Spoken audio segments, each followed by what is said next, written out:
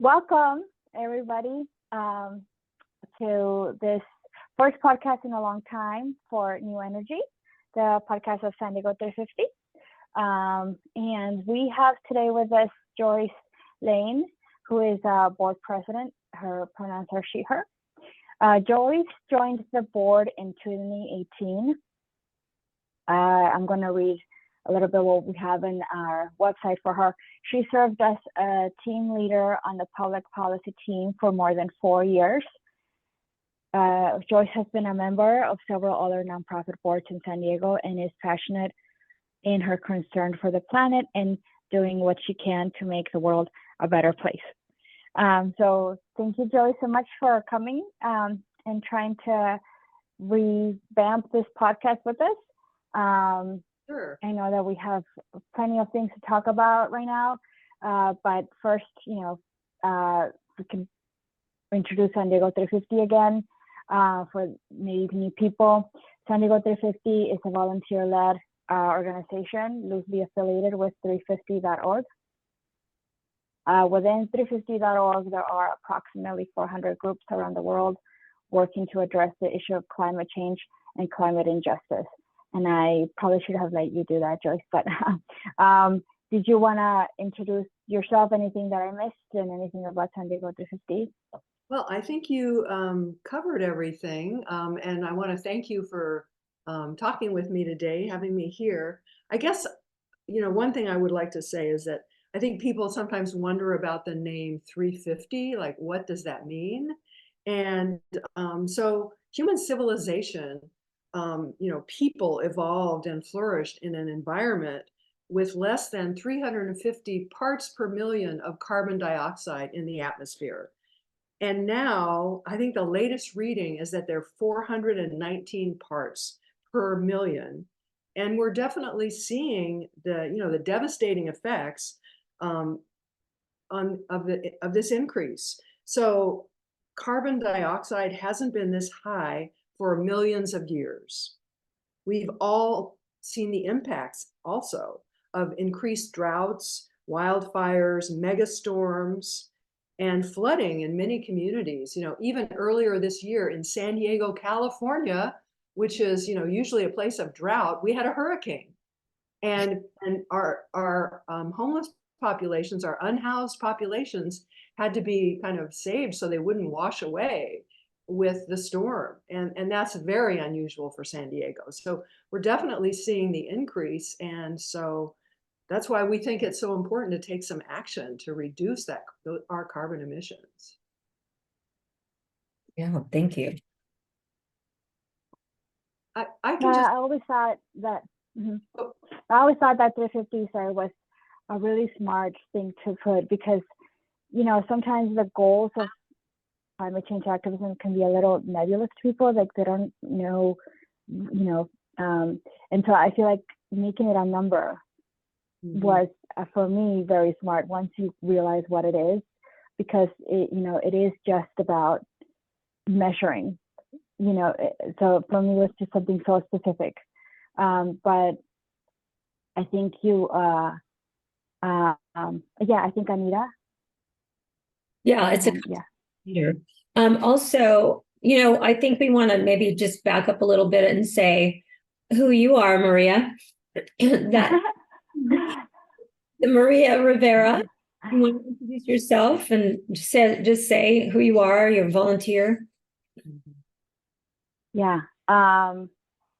So I have been co-chair of the JEDI team, Justice, Equity, Diversity, Inclusion, San Diego 350 for a few years now, maybe like pre-COVID or 2020, actually, now that I remember, and have done activism since 2012. I do have a background in environmental science.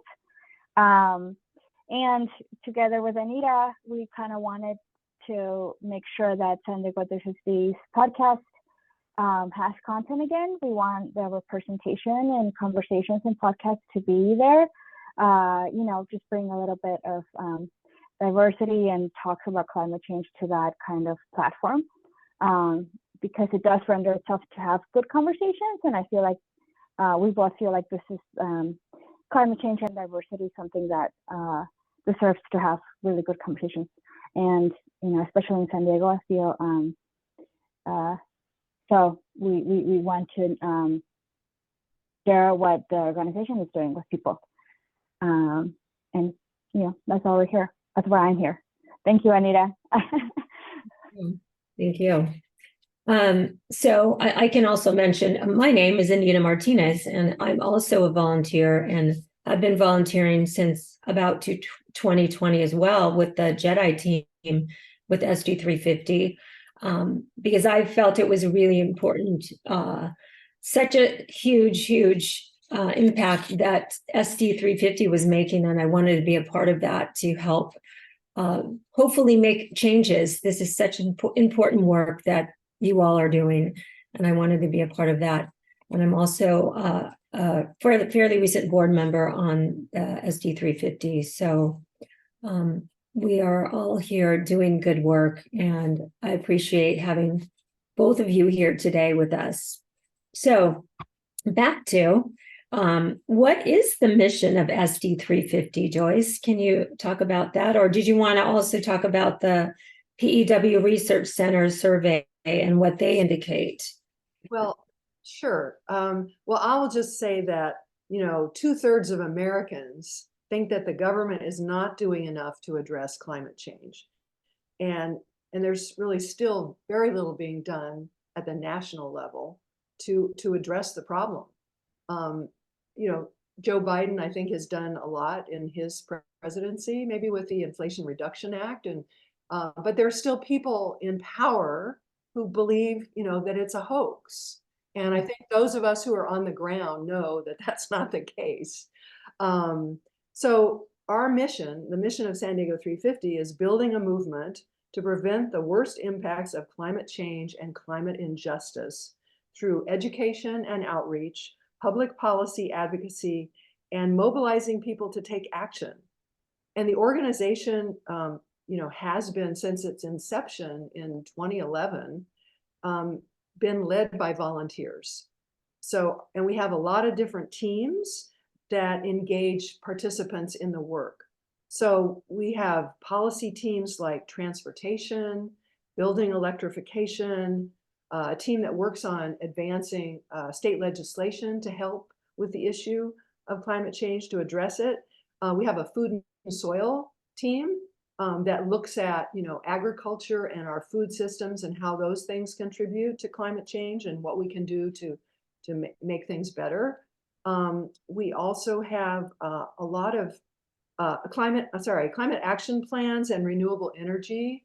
So we do a lot of advocacy at the local government level with helping to advocate for stronger climate action plans. That's where the cities, assess what their carbon emissions are, and they make plans to reduce those emissions. And so that's something that's really important, because we can't do it as individuals. It's really not an individual issue. I mean, there are a lot of things we can do, and we'll talk about that later in the podcast, but the problems are really systemic, just like racism is systemic in our culture. The issues need to be dealt with at a much higher level. So anyway, I just want to mention, we also have a lot of youth that are now involved with San Diego 350, and we're really excited about that. And as you mentioned, we have a Jedi team, which focuses on justice, equity, diversity, and inclusion. And also, finally, we have our Raise the Alarm team, which really focuses on taking direct action. And so we do protests. We've had a lot of marches over the years. I think in 2016, we had like 5,000 people in a march here for climate change, or, to advocate, to address climate change. And that was one of our biggest marches, of course, before the pandemic hit. So, yeah. Awesome. Oh, that's great. Not enough to get my steps in, Joyce. Pardon? Not enough marches to get my steps in since COVID. Oh, yeah. You don't track it, never mind. It's harder to get people out these days.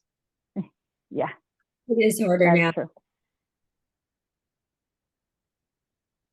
Let's see.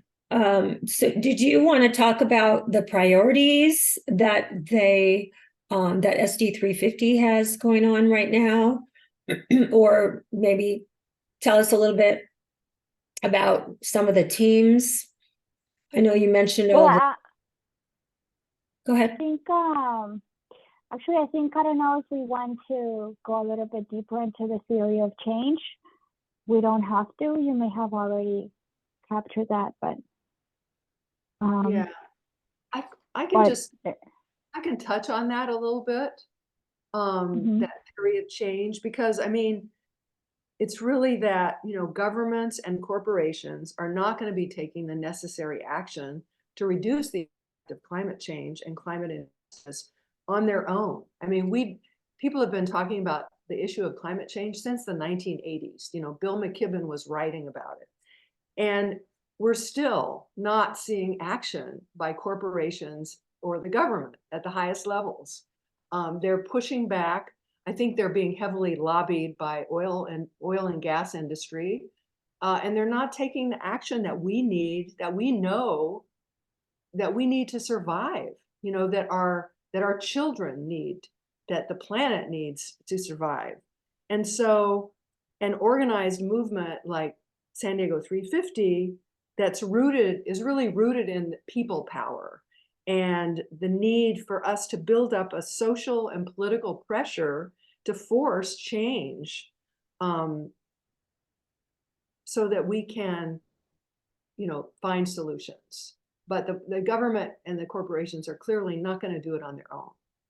We need to pressure them. And so the whole goal has really been to build a movement to make change. And I'll just add, you know, we touched on this earlier, but, you know, social justice, racial justice, environmental justice, those things are all interconnected. Because as you all know, being part of the JEDI team, climate change is affecting the poorest people and people of color in our communities the hardest. It's hitting them the hardest. And when you look around now at the unhoused populations that are growing and growing because of the huge income inequities in our society. And so if we can mobilize, and we talk about intersectionality, you know, how all of these things are interconnected: social justice, racial justice, environmental justice.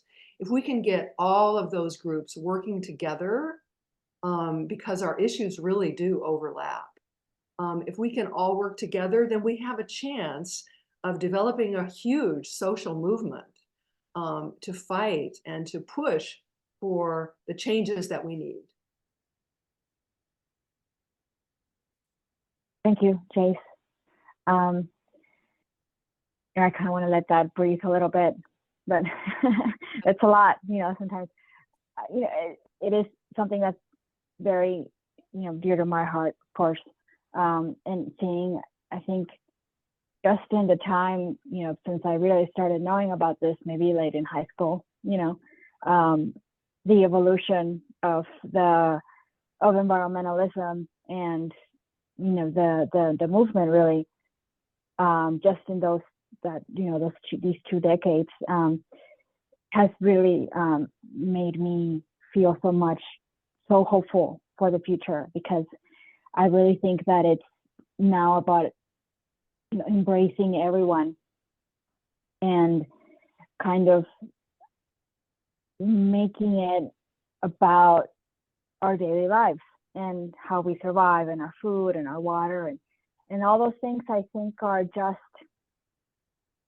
for me, things that are important no matter what. Like, you know, it's kind of like a value for you to be grateful and cognizant of where your food comes from and where your water comes from and what we're putting out back into the world in terms of trash and all that. So I really, it's just so grounded now. You know, the movement, it's really gaining roots and becoming so diverse. And so I really, you know, I'm so happy for you talking about that, the fact that San Diego 350 has a JEDI team, and you know, so thank you. Yeah, if I can just dovetail on that a little bit, and it would talk a little bit, I mean, I can talk about our priorities, but I want to just highlight one of the things that we're involved with is the Community Budget Alliance. And this is a group, it's a coalition of, I think, 32 different organizations, many frontline organizations that are advocating for the city of San Diego to fund projects that will really help people. In fact, it's called the People's Budget. And they have been doing this, and it's one of our partner organizations has been really kind of spearheading this effort. But we have a bunch of priorities, like, you know, and really like housing for all. And, you know, I touched on this, you know, more and more people in San Diego are becoming homeless every day because of the income inequities. So, you know, we've been supporting, you know, eviction prevention programs and housing instability prevention programs and long-term housing subsidies for people, for seniors and people with disabilities. Also a workers' justice fund and worker outreach and education. And also the environmental justice, that's our part. And one of the things we're advocating for is a full funding of the San Diego Climate Action Plan. So San Diego, the city that's when you say our part, you mean San Diego 350, right? Our part in that. So there are several of us who are involved with this coalition effort. And so we support these other activities, but we also, our focus here really, our priority is getting the city of San Diego to fund their climate action plan. Because last year they developed a really bold climate action plan, which called for building electrification. Really, you know, that is a highlight of one of the things that is so important right now, because there's a lot of, you know, all the times that we use gas, it's very unhealthy for people. And if we can shift to building electrification, where all of our buildings will be electrified, that will create a cleaner environment, and it'll deal with a lot of the carbon emissions that we have. Also transportation, that's a big issue, but sorry, I'm digressing. But the city of San Diego, they came up with this great plan, really bold, and then they came up with a whole prioritization and implementation plan, but then they only funded a very tiny part, like 16% of it. So, you know, we don't need plans, we need action. And so this is one of the things that we are really advocating for. But I guess I just wanted to highlight this coalition because it's really a part of our trying to be more involved with environmental justice issues. So not just about climate change, but about other issues as well. And so it's a really great, I think, intersectional effort that San Diego 350 is involved with. And I can certainly talk more about our current priorities also as an organization. Yeah, for sure. You know, and you mentioned the other groups in the coalition. They're all so much fun. It's so great to see kind of a lot of different places and organizations around San Diego. It's, you know, we talk about how there's no places for community building nowadays. You know, we're all very isolated, go to work with, and so when you get involved in things like this, you see so many people that are really, really care about a lot about San Diego and the communities that they're involved in, and it really enriches your life. I think it really gives you a sense of community, and they're all really great people. So thank you for, you know, bringing that up. But yeah, we could talk a little bit more about the other priorities. San Diego 350 has a lot. Sure, yeah. And let me mention that a couple of years ago, we kind of initiated the formation of the San Diego Building Electrification Coalition. And that, I just want to mention that again, because it's a great coalition. And I think there's probably 32 to 35 members. And they're just doing so much tremendous work around the whole region with pushing the cities to really focus on building electrification. And so that's a great coalition effort also. And so, but just to focus in on our current campaigns, one effort is Let's Go San Diego, which is really to bring more transit and jobs to the San Diego region. And, transportation in our region accounts for like 40% of our carbon emissions. And even though there's been a lot of talk about it, and we still, everybody's in their cars still. We need to get people out of their cars. And if we had a decent transit system, we could do that. And, we had the San Diego Association of Governments, Hassan Ikrada, did a lot of work to come up with a plan. And so Let's Go San Diego is really to help get the funding that we need, because whenever you're looking for funding, all of these projects cost huge amounts of money, and to get federal funds, you have to raise local funds. So this is this is kind of a coalition effort. We're working with several unions on this, and also environmental groups are coming together to really push. It's basically an initiative that would be on the November 2024 ballot, and it would create more transit. It would get us the funding to get more transit in San Diego, and really for the priority areas where we need the transit. And right. So, go ahead. All right, it just sounds like that whole Let's Go plan would really bring some environmental justice where we need it most, which is really everywhere, because like you said, getting people out of their cars is hard to do, but they're not willing to do it if there's no transit to take them where they need to go. So this is super important. So yeah, absolutely, absolutely. And just to correct my facts, 41% of local greenhouse gas emissions are because of transportation. And 79% of commuters drive alone. And 71%. Go ahead. Sorry, is this in San Diego? This is in San Diego, yes. Yeah. And this is from the Let's Go campaign information. 71% of jobs are not accessible by transit.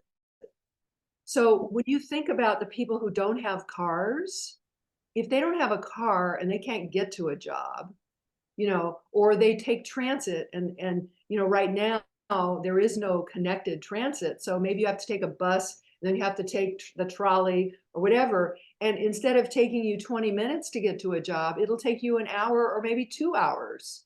So it's again another issue of equity and environmental justice, or the lack of it. People in our low-income communities that can't afford a car necessarily can't get to jobs that pay well, and that's what we would get with a good, solid transportation plan. So we're really pushing with, again, a lot of the local unions and environmental groups are working together, which is a really great thing, because sometimes, there's been difficulties with that when we're working on things, and the unions, of course, want a just transition. They want to make sure there are jobs for them when we switch and we move to a more renewable energy economy. So this is something really important, and it will bring a lot of jobs into San Diego. And so that's something we've been working on, collecting signatures, and we'll be advocating for this when as it goes to the ballot next year. So we'll be really involved in that effort. The other thing, another priority for us is, sorry, I gotta find it here. That's okay. Can I ask you a question about the Let's Go? So are they collecting signatures currently now for that? The signatures have been collected, and I think we're waiting for the verification process at the registrar's office. Okay. Hopefully we'll know soon. And hopefully, we will get that on the ballot. Great. So I'm excited about that. The other thing is that California passed SB1147. So the legislature passed this, and it was called the California Oil and Gas Well Regulations. And they passed it in 2022. And that provides setbacks of, I think, 3,200 feet for any well or oil drilling facility, to create a buffer zone between houses and oil wells, and schools and oil wells, and community, parks, recreation efforts, and oil wells, because we know people who live near wells get sick. They get asthma. There's just all kinds of pollutants in the air, and they're usually put in low-income communities. Right. And so what happened after the bill, and it would also have prohibited the issuance of well permits and the construction and operation of new production facilities within that health protection zone of 3,200 feet. But what happened is in 2024, the oil industry did a referendum. And they said, they put in tons of money to gather signatures to stop this effort. And so on the ballot in November 2024, there is a referendum. People will be voting on this. The oil industry has put on this referendum. So we are going to be advocating for people to vote against it so that this legislation can actually go into effect to protect people's lives, to help people's health, because it's totally damaging. And the oil and gas industry has a tendency to do that. Anytime we, really mobilize for a good climate solution, the oil and gas industry is right there to stop it. And they have tons of money. And it's like a David and Goliath battle. Just like in San Diego a few years ago, we were advocating for community choice energy, and Sempra Energy put all their resources against it. And they even used some of our ratepayer dollars to lobby against it. So they are not our friends. Even though they run all kinds of ads that make us think they're our friends, they are not our friends. They are trying to stop our efforts at every level. So anyway, that's another effort that's going to be happening with a ballot measure in November. And I'm trying to think if there's another one. Public power.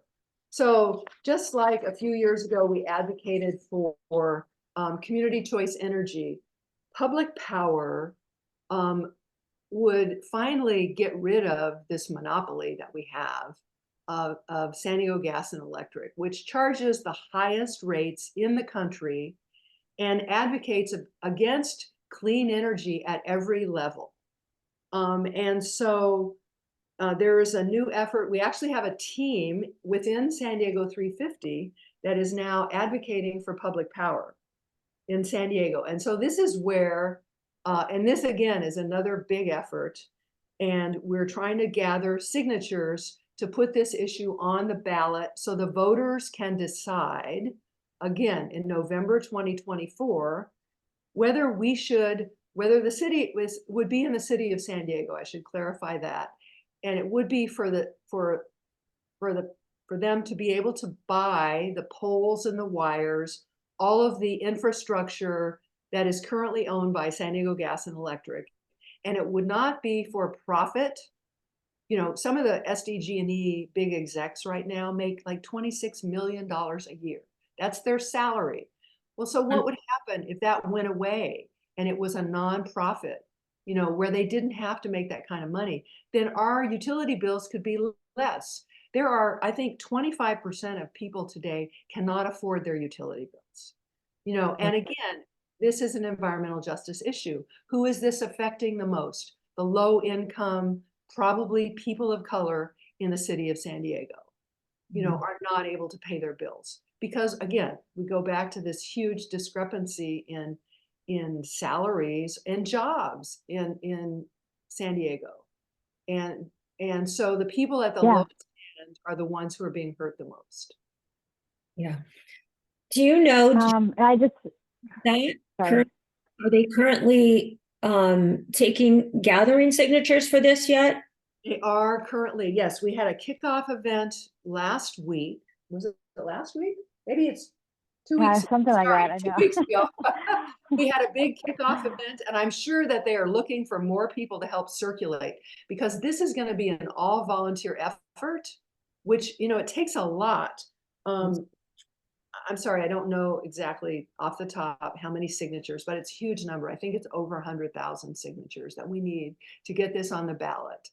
And so we need a lot of volunteers. And if, people we can talk about this at the end, but if people are interested, they can go to our website, sandiego350.org, and they can find, they can get in contact with this public power effort. Great. Yeah, and I mentioned that San Diego 350 is a volunteer-led grassroots organization. So it is about people power, right? We will link all of the stuff that you just talked about, so I don't feel like people don't feel like they have to take notes, right? We will make sure that people know where to go and that they can find information. Great. Let me pause a little bit. So ladies, I have to restart the Zoom because it's going to kick us off the 40-minute mark. So let me end the meeting for all, and then we just wait like 30 seconds, 10 seconds. Okay. And I'll be gone. Okay. Yeah. Okay, see you. Okay, we're back. Okay, great. Okay. Okay, so you want to touch on youth? Okay. Well, I can incorporate it into the call to action. Okay. Yeah. So I hope you are enjoying this discussion and podcast. I just want to say that, we have the answers to address climate change. And there are things, although it is systemic, there are many things that we can do. And so, whatever your skills, whatever your age, your interests, or time availability, as a movement, we need you. So if you're inclined, we hope you will get in touch. So, we can each do what we can to limit our own carbon emissions. This more important focus is on the systemic change that is needed to move away from fossil fuels and toward clean energy. Most carbon emissions, as we've already talked about, have come from the oil and gas industries, and they will continue to delay action that infringe on their profits. They are trying to get as much profit as they can before they have to stop. And so there's lots of different ways that people can take action. Making phone calls, writing letters, attending city and county meetings to speak for what's important. These are all ways to make a difference. I do want to mention youth because we do have an active youth team at this point. We have lots of youth involved, and they are very creative and they have so much energy. I'm always amazed. And right now they're really working with the school districts to electrify. So right now, San Diego Unified School District and also Sweetwater School District have made a commitment to electrify. And that's because of the work of our youth members. And, they have the most at stake. They're going to inherit what happens with this world.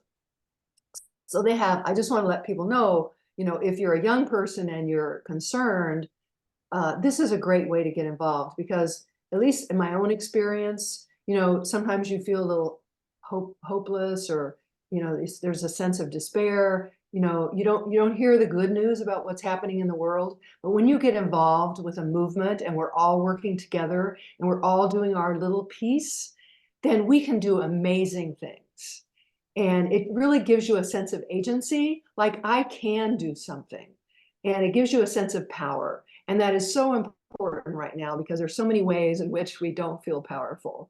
And just by coming together with other people and you can see what other people are doing, it's just very exciting. And it gives me hope every day. So I would just really encourage people to get in touch, if you have any inclination in this direction, because we're doing a lot and you can be involved too. You can be a part of this. Yes, thank you.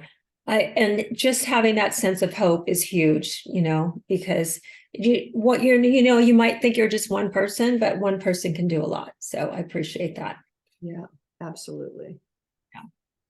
Thank you so much, Joyce.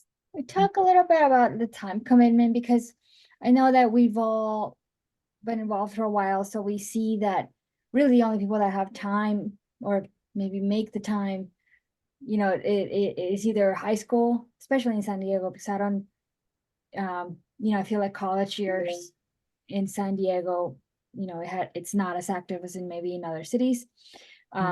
And then, people who really have no commitment in terms of work 9 to 5. Right. You know, so from my experience, though, I feel like San Diego 350 is really flexible. So it hasn't been for me, even though I may be late to actions and whatnot and may not be involved in all of them, but it really hasn't been that much of a toll. And the reward that I get for being involved is I'm always glad that I made the time and that I showed up, even if it's a Saturday, even if it's a Wednesday afternoon. So what would you say, Joyce, to the, maybe people that are parents in their 30s and their 40s, what, there may not be an answer, but. Well, I have to say, I agree with you. There's real flexibility.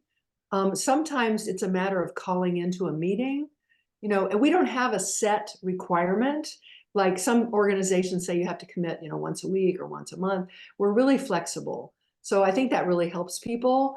And, or you can really sink your teeth into something, like I was a co-chair of a team for several years, and that really, I was retired, so it was fine, and I had the time, and I really felt like I was doing super meaningful work. I felt like it was another job basically, but it was great for me, because I had this expertise and I was able to apply it. But for people who don't have a lot of time, it might be calling into a meeting, maybe going to a meeting, maybe going to a march, showing up at a school board meeting. Some of these things are in the daytime, some are at night, some are on weekends.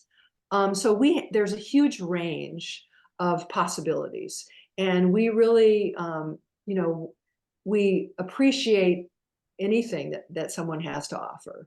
So, and we don't, yeah, we're totally flexible. I would really, agree with that. Maybe even something as easy as getting signatures from your neighbors, you don't really have to go out of your way too much. So just something that easy. Yeah. Absolutely. Absolutely. Yeah.